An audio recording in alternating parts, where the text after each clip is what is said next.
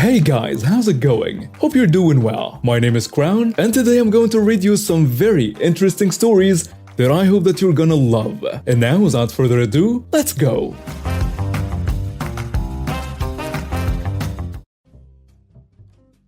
Hey everyone, I got a great one for you from yesterday. Half of my co-workers got stuck at a conference because of the hurricane, so the rest of us have been working ridiculous shifts to cover. Don't mind the overtime, and it couldn't be helped, so it is what it is.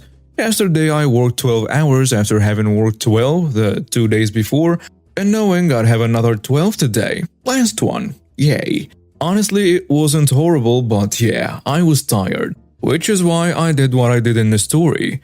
I changed out my work shirt before I even left the building, so I was wearing jeans and a tie-dye t-shirt when I wandered like a zombie into a fast food place to get something to eat.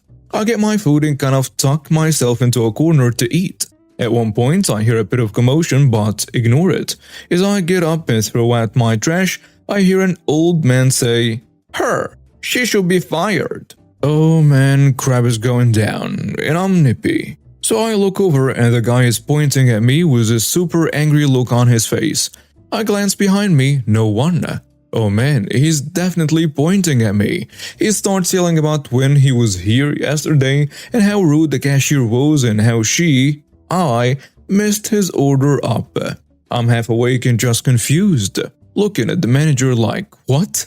And he gives me the scared/apologetic, I have no idea look. The old guy is still ranting when the manager says, "Sir, I'd love to help you get this fixed, but she doesn't work here. I can help you figure out who it was, but it wasn't her." And as this sub always goes, old guy didn't listen. "No, I know it was her. I won't forget that nasty face." Okay, now I'm awake and increasingly getting angrier. Well, you apparently did because I seriously don't work here and never have. Dude is not worth my time. I give the manager a have fun with this look and start towards the door. And this jerk threw a chair at me. A chair. It didn't hit me, but he sure did try. It got a bit fuzzy with everything going on at once, but the manager grabbed him up so fast in a bear hug and walked towards the door saying, "That's it. You're out of here. If you come back again, I'm calling the cops. That is, if this lady doesn't do so first, for you trying to assault her with a chair." The old guy said something about, "She turned her back to me. Now let me go." The manager responded something like, "That's not how this works," or something of that sort.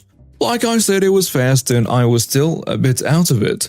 Props on the manager, by the way. He got that crazy away from me, his actual employees and the other customers, including a few children, in a matter of seconds. He pushed him out still screaming and held the door shut, offered me all the free food in the world, and told me he'd happily help me press charges. Had he left, I honestly might not have. But he was still yelling and banging on the door, so we basically had to, just to get him to leave. So we called the cops to remove him. While we were waiting, the manager mentions the cameras, sends back someone to pull it up so the cops can see it. Cops get there, get the old guy in cuffs and start asking what happened. Old guy lied through his teeth, saying that I threw the chair and the manager assaulted him and lied about being my boss. It was so easy to prove otherwise with the cameras. So he's in jail now for a list of charges. After one cop leaves with the old guy, another stays to get statements and all of that. For a giggle, they also look to try to figure out which cashier was apparently so horrible. There were only guys working the entire day. They couldn't even find the old guy. We're sure he never came in. As I was finally leaving, the cop looks at me and innocently asks, "You sure you don't work here?"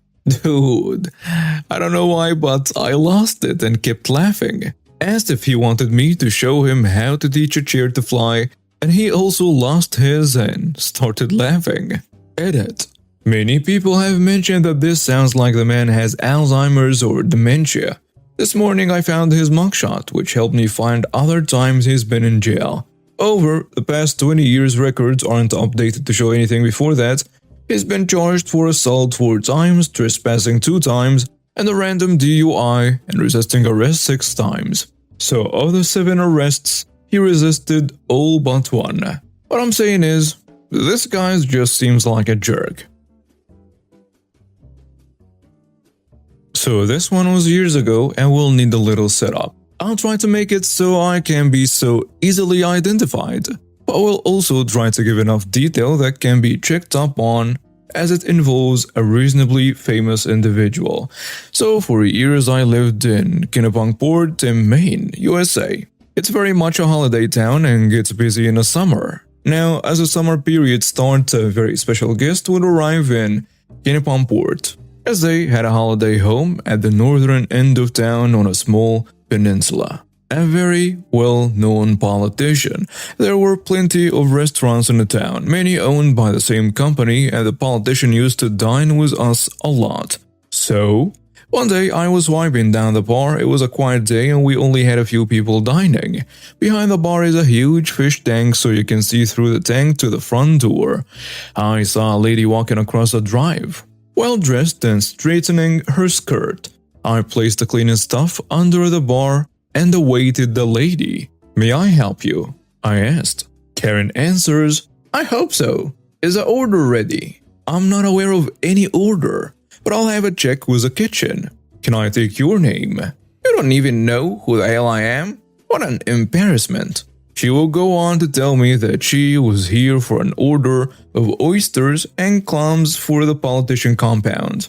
Now, this wasn't unusual. The politician often got complimentary oysters whenever he would dine with us. Plus, we would often send food up to the compound. But it was never this lady, and never a sole person who would pick it up. Certainly not on foot, and we knew the cars they used. I could not get a single word in. She berated me for a while. "I'll have your job." Or, "Is this a disrespectful, shambolic service you always provide?" And the usual crap. Then she spies a gentleman behind me, full suit, very smart, who has come to see what the commotion was all about. Karen flicks her head his way and utters, "You, come here." Karen went into her rant to be stopped 10 seconds in as a man in a suit gestured for her to come through into the back dining area. The suited man tells her, "Ma'am, will you just step this way please and we can resolve this?" Now, I don't work here, but on the other side of the wall she saw the politician and his well-known family as well, and a few guests who were dining with us. I should mention that he was provided with service agents to protect him and his family. One of the agents was sitting in a corner, the other one was a well-dressed man by Karen's side whom she had incorrectly assumed was my manager. Her face went white and she ran. Well, sort of. She had heels on. She stumbled and head-butted the front door, before stumbling over the driveway like a newborn deer trying to walk for the first time. The politician's staff just let her go, simply asking for a copy of the CCTV before they left. According to one of my bosses, the lady was picked up by the sheriff's department, charged and fined a few months later. I think there were some form of fraud charges. I had nothing to do with it after she ran out. Our managers dealt with most of it, like I said. A larger company owned most restaurants in town. We only got snippets.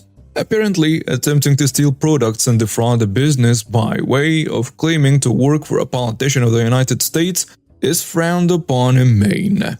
So yeah, she wasn't actually part of the politician team. She worked at Walmart in a town called Wells, up the coast. She wanted to try her luck and had probably heard that the politician dined here when he was in town. I believe she lost her job there and was arrested and fined a few months later.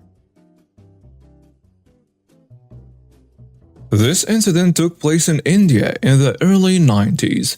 The school where my sister and I had studied was in my hometown. We knew almost all the teachers since they were practically our neighbors. When it came to the time I graduated from school, the principal had retired and the vice principal took over as a principal.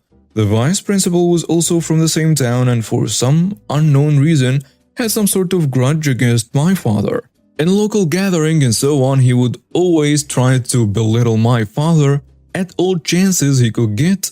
My father would normally let it pass since he knows that getting into silly arguments with such a bully is totally unproductive. When my sister and I had joined the school, my father was required to pay a refundable deposit of 5,000 per child, which will be returned back at the time each child graduated from the school. 10,000 rupees in the 90s was a large amount then and is equivalent to 95,000 rupees of the present time. I graduated in 1989, and when my father inquired about the refund, the VP had informed them that since my sister will be graduating in 1 year's time, both the deposits will be returned together. So when my sister graduated from school, my father requested the school to refund both the deposits. There was no response even after 2 weeks, and my father personally went to the school to demand a refund. The vice principal, being the egotistical bully, started arguing with my dad, stating that the school can't refund the deposit. The argument became very heated and he outright refused point blank and said, "We are not returning the deposits. Do what you can. You can take us to court if you want." My father went silent, got up and left the school, came home, sat down with mom, went through all the school-related documents she had kept. My mom had a very meticulous documentation system. She used to save every receipt, bill, stop, and so on. He found a receipt for the deposits. He took them to his lawyer friend, and my dad informed his friends, whose children were in the same school, about this issue. The lawyer filed a case and took the school to court. The school couldn't provide any reason for withholding the deposits and fighting with the parent. My dad won. The school was instructed to pay back the deposits with interest and the court dues. My father's friends who were in a PTA took up the issue in the subsequent PTA meeting and got the school's trustee board to ensure that such issues won't be dealt with in the same manner and all deposits will be refunded in time, and strictly warned the VP not to bring personal grudges into school business again. Other parents who were owed deposits but have forgotten about it started claiming them. It cost the school a lot to pay back the deposits. I recently moved and my new neighbors seem to have no concept of how much noise they are making. Loud music until late at night, guests having loud conversations or screaming matches, you know the drill. It is important to know that there are so-called resting times where I live. You are generally not allowed to make noise between 10 p.m. and 6 a.m. on weekdays. That includes loud music. A couple of days ago, at around 11 p.m. during the week, I knocked on their door asking them to turn their music down as I had work in the morning. After being asked why that was their problem, I replied that not only for the sake of being neighborly should they turn their music down. Remember, down, not off. I'm no party pooper, but also because it's illegal to be this loud at this time of day. The reply, "What, you're gonna call the police because of some music? That would not be very neighborly either. So how about we all mind our business and just stick to our own apartments, huh?" I'd bet. Their party went on to about 2 a.m. Then they finally stopped. I, meanwhile, decided to take a home office date to exact my revenge on their no doubt hungover butts. At exactly 6 a.m., knowing that my other neighbor had gone to work, I, for the first time ever, turned my 800-watt speaker system all the way up to 11. Volume, bass boost, triple, everything. I also turned my subwoofer towards the wall that had their bedroom on the other side. I'm a big fan of electronic music, especially the hard stuff. Hardstyle, tech, PSY, anything that is loud and has a lot of bass. So I let them share in my joy at full volume. Walls were vibrating, the ground was shaking. I decided to wear earplugs because it was just too much even for me. After about 15 minutes at full volume, I get a notification that someone is at my door. I open it, music still blaring at full power, to my pissed off looking neighbors in their pajamas, reeking of alcohol. They of course asked me to stop, and I replied, "What, you're gonna get angry over a little music? Well, that's not very neighborly.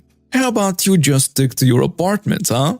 I then slammed the door in their face and turned off my doorbell. After another hour of various dubstep, tech, and death metal, I turned off my system, walked over to their door, and rang up a storm. After they had opened their door, all I said was, "Peace, resting time between 10 p.m. and 6 a.m. during the week. We cool?" Yeah, I definitely got them. Happened a couple months ago in our neighborhood. There is a pretty rundown house with some inconsiderate neighbors. They have a large travel trailer that is too big for the driveway and sticks out 1 foot into the sidewalk when it's parked. It's not an issue as there is plenty of room to walk around, but the kicker is they always park one of their cars halfway in a driveway so it completely blocks the sidewalk. They live in a corner house, so it's dangerous for a family to walk in a street around a blind corner because the sidewalk is inaccessible. Multiple neighbors, including myself, have asked them multiple times to pull their car into the driveway or park it on a street to leave the sidewalk accessible. And they always say they will, but nothing changes. Well, apparently they got into a shouting match with one of the other neighbors over it, with the offending neighbor telling the other neighbor if they don't like it, call the city. Well, the other neighbor did just that. City came out and wrote a ticket for the SUV blocking the sidewalk and also wrote them up for the trailer that was too big to fit in a driveway, forcing them to store it in a rental space for $350 a month. This isn't my story but my ex-boss. I work in a hotel which changed hands a number of years ago. My previous boss before the change of management had a number of tales of her time in a hotel trade, and this was one of her favorites. She had a previous job running a different hotel, which was a fairly modest size when she took over. Whilst there, the manager had big plans for expansion. Ex-boss was responsible for getting this done and went about applying for planning permission for the planned extensions. Over the next few years, the hotel grew in size, acquiring a swimming pool, spa, and numerous guest bedrooms and function rooms, with ex-boss exhausting every avenue she could when it came to getting the necessary permissions, ending up with the hotel being several times its original size. Next door to the hotel was a public car park and picnic spot, and once the expansion was complete, she decided to maximize on a location by building a footpath linking the hotel grounds to the car park, inciting picnickers into the hotel bar. The problem was that by this time the council had made it clear that the company was not going to be granted any more planning permission for any further work of any sort. Knowing this, the ex-boss realized it would be futile to even attempt to apply for the necessary permits, so she took a different approach. She contacted the council, saying she was concerned for the safety of the hotel clientele, as the hotel was situated in a busy main road, which posed a danger to any customers trying to get from the neighboring car park to the hotel. She demanded that the council took action to ensure the safety of the public, financing some way of preventing them from walking along the main road where they ran the risk of a potentially fatal accident. The council replied that this wasn't their responsibility, and if the hotel was really so concerned about the issue, they should pay to have a pass built themselves. This was exactly what the ex-boss was hoping for, and before the council could change their mind, she did exactly that, building a footpath at the council request, which they would never have let her do if she had asked for permission through the regular channels. And now we have reached the end of today's stories. Thank you for watching and see you next time.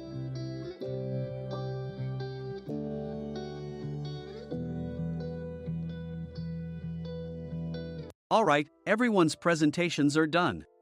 Nick, the manager, said as he tried to move the discussion forward. Excuse me, I haven't. I recently found out something. Nick interrupted me and began to speak. There's apparently someone in this department who didn't graduate high school and is just a part-timer. Meetings should be for employees only. Absolutely right. His lackey, Mike, of course, agreed with Nick. I'm leaving. After leaving the meeting room, I started to shut down my computer. I noticed that an email had arrived, not in my personal inbox, but in the company's shared email. Thinking, there's no point in speaking up, no one will listen, I went home quietly. The next day, I heard a commotion from Nick's desk. He was staring at his computer screen, his face pale. Nick! Is something wrong? Mike looked at the screen with him. And he turned even paler than Nick. Why is he so angry? Knowing the reason for Mike's distress, I thought to myself, serves them right. My name is Adam. My mother passed away when I was in the 9th grade, and I was raised by my father. Well, you could hardly call it being raised. After my mother passed, my father changed. He drowned his sorrows in alcohol, and though he still went to work, he squandered our living expenses on horse racing. Because of that, I had to start working part-time as soon as I entered high school. Every month, I went to the convenience store with bills in hand that couldn't be auto-deducted from my father's account.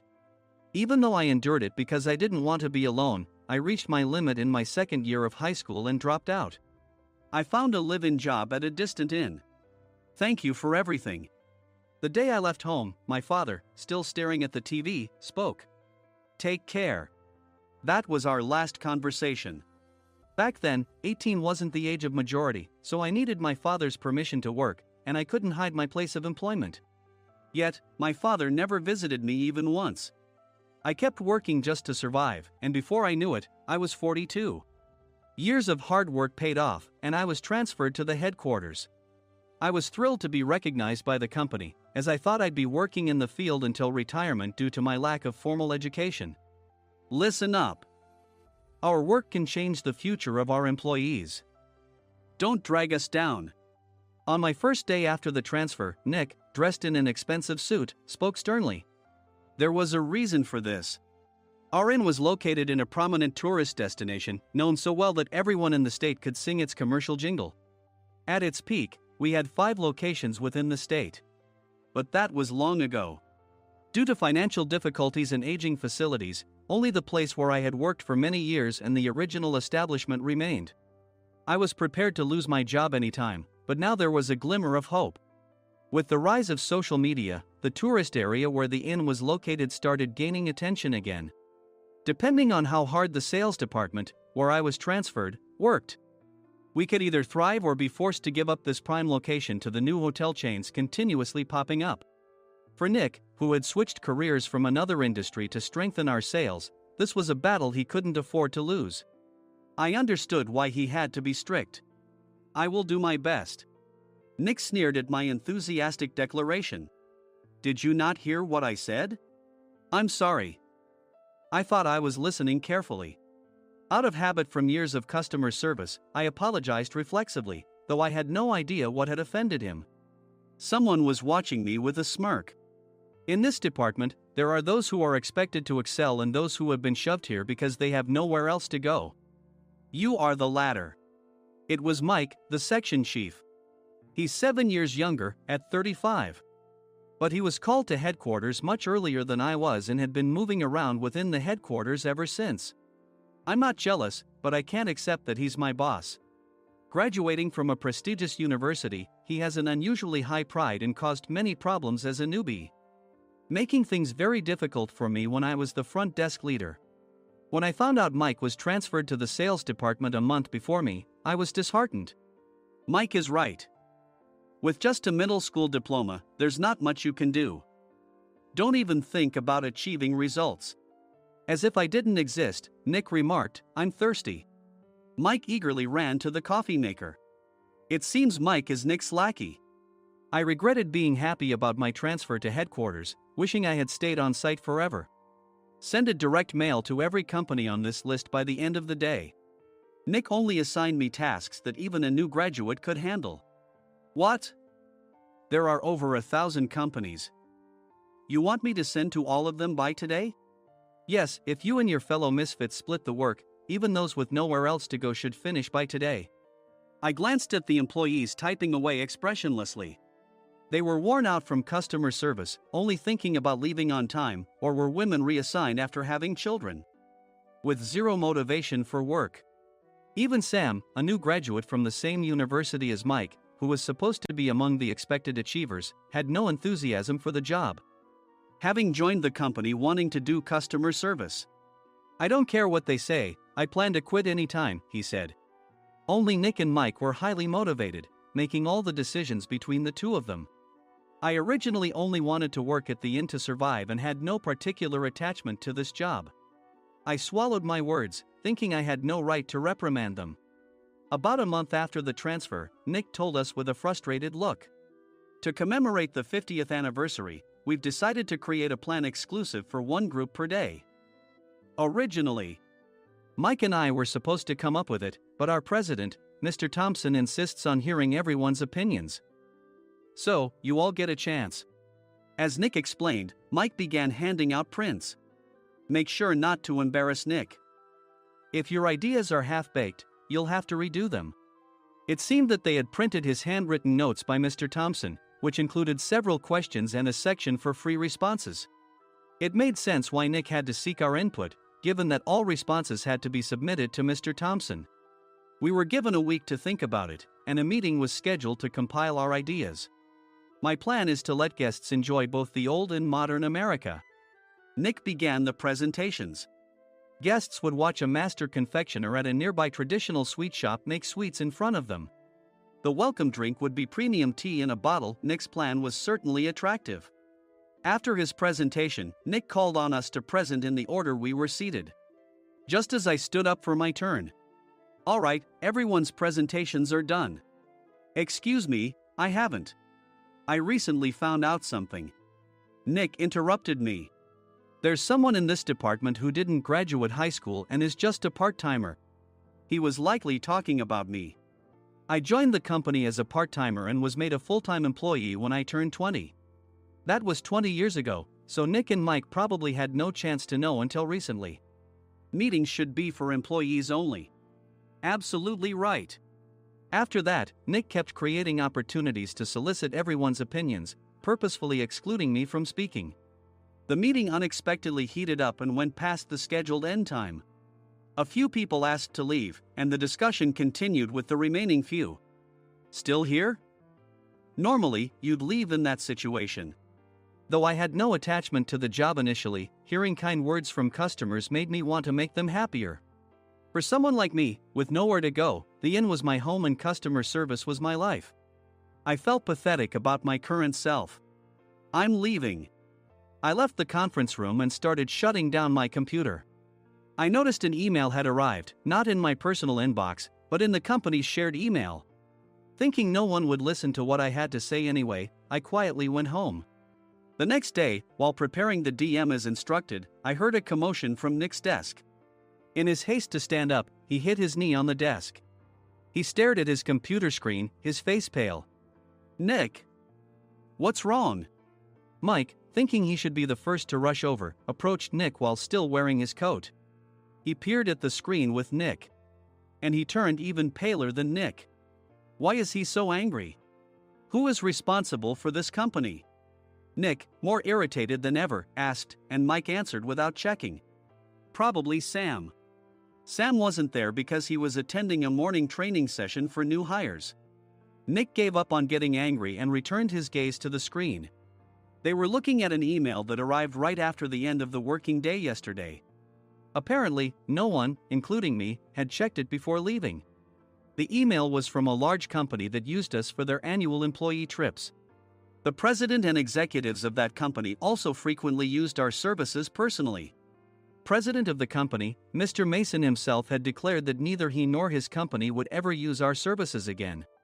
Well, some companies cancel their employee trips or stop using our services due to financial struggles. Let's just move on. Mike kept wiping the sweat from his forehead with a handkerchief. Knowing why Mike was so agitated, I quietly watched their interaction. Do you know how much revenue we get from that company? We can find other guests to fill the rooms, but we'll lose the banquet costs, gift shop revenue, rental car fees, and more. Moreover, the gifts were supposed to be prepared by the traditional confectionery shop involved in Nick's proposed plan. If it's known that we incurred such a huge loss at this critical time, Nick's position in the company would be jeopardized. Nick took a deep breath, seemingly trying to calm himself. All right, Mike. Go to New York right now and apologize to Mr. Mason. What? You're coming with me, right? I have urgent work to do. I trust you, which is why I'm entrusting this to you. Please. Mike, believing Nick's sincerity, agreed with a determined look on his face, saying, yes. That's Nick for you. Even if Mike went to apologize, Nick would shift all the blame onto him if the client didn't change their mind. Well, it was Mike's fault to begin with, so it served him right. About 3 hours later, Sam answered a call from somewhere and repeatedly apologized, saying, I'm very sorry. Everyone watched to see what was happening. After ending the call, he informed Nick with a weary tone. When Mike arrived at the client's company, he only made things worse, further infuriating Mr. Mason. He was demanding, get his boss here immediately. It was no wonder Sam was exhausted, dealing with such a call right after returning from training. What is that idiot doing?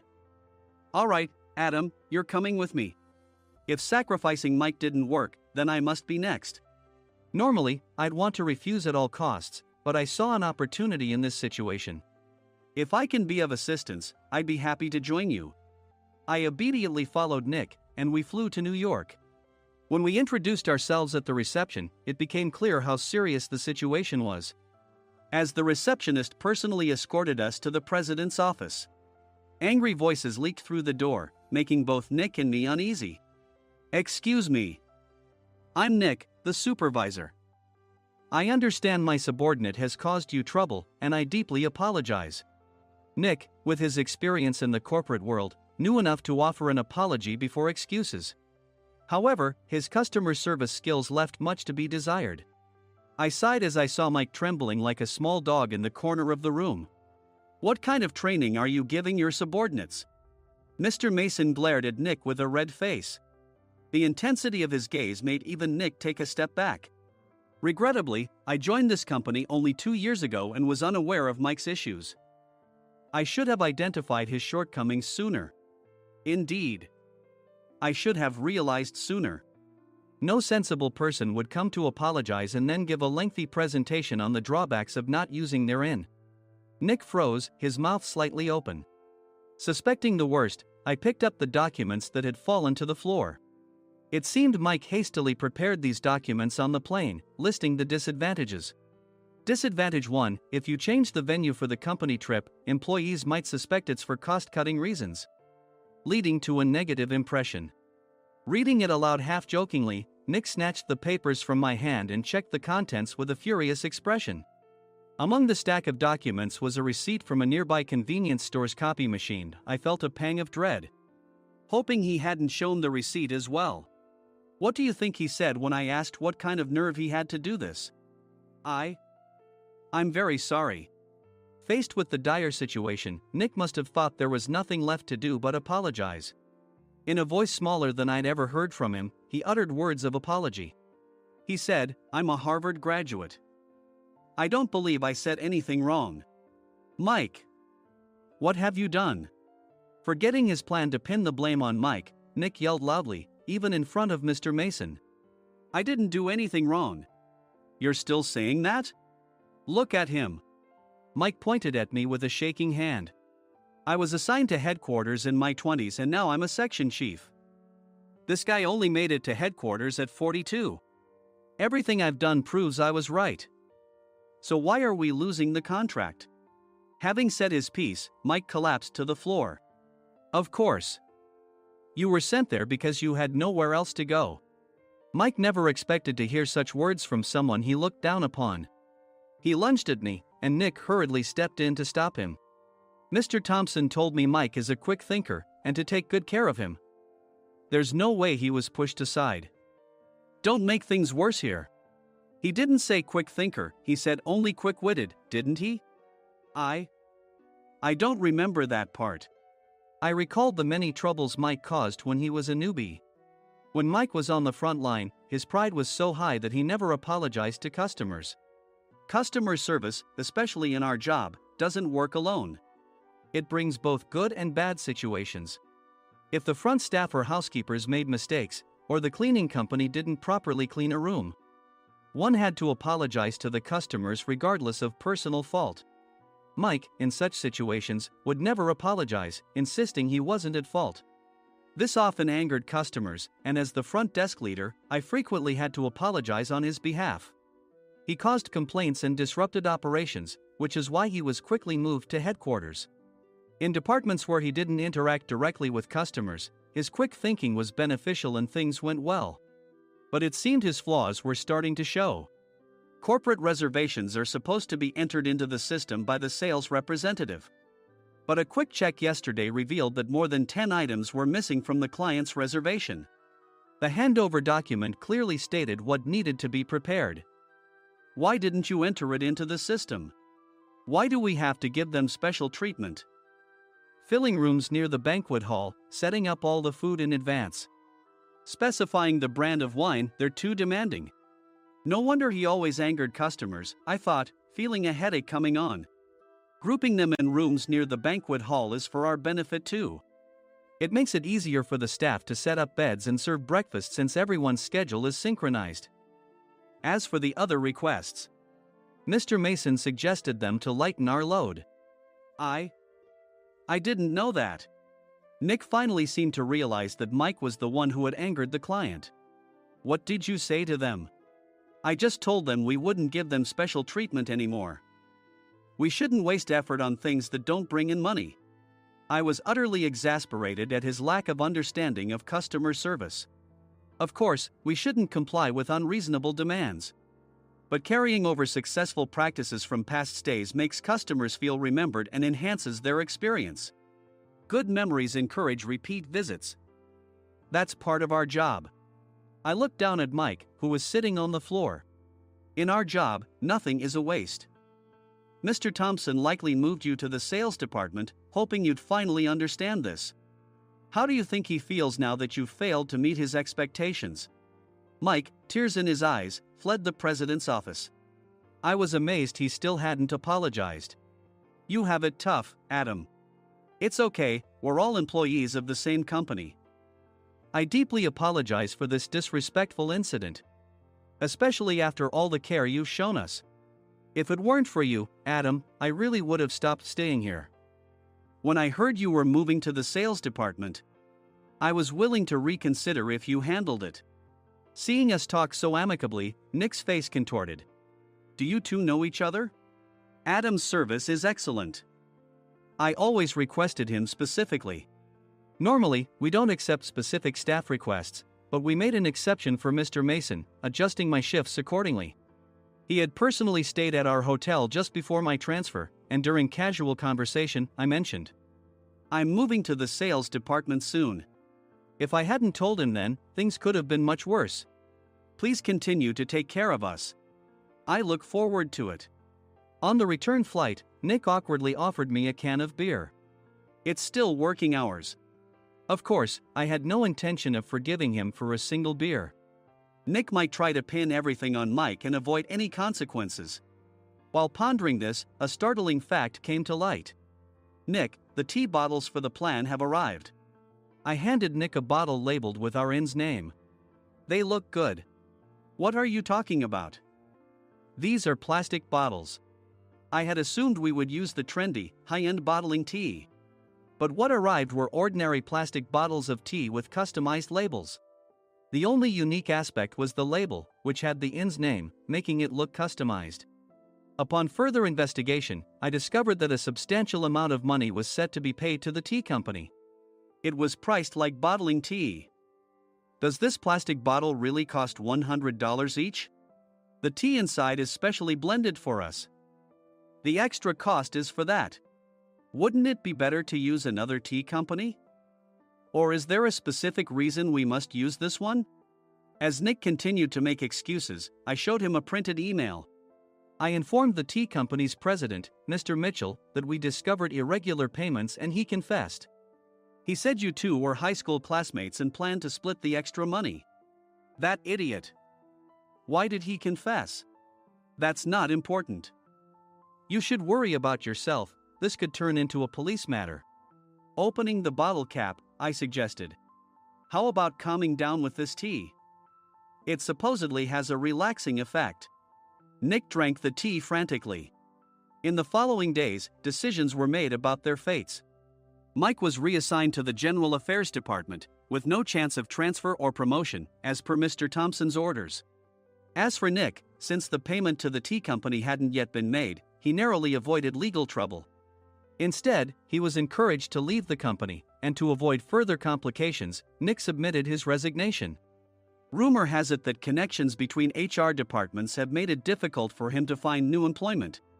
Even though it was good to have those two gone, something unexpected happened in the sales department. Everyone became motivated and united in refining the 50th anniversary plan. In the end, my plan was adopted.